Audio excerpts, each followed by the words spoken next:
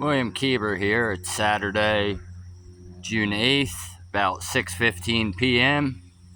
First bass of the evening. New secret spot.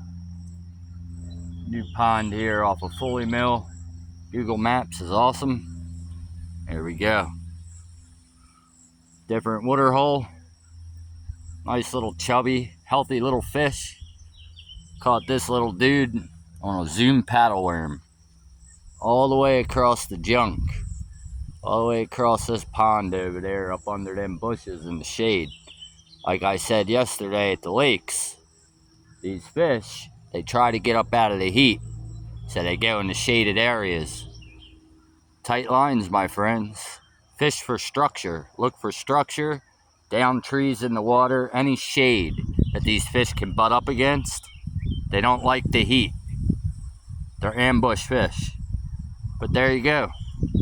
Nice little 1.5, maybe 2 pound bass. Zoom paddle worm. Thank you, sponsor Buzz. Another amazing adventure. Yesterday, lake fishing. Today, pond hopping. Here we go off of Foley Mill Road in this nice little pond back here. It goes a pretty decent way.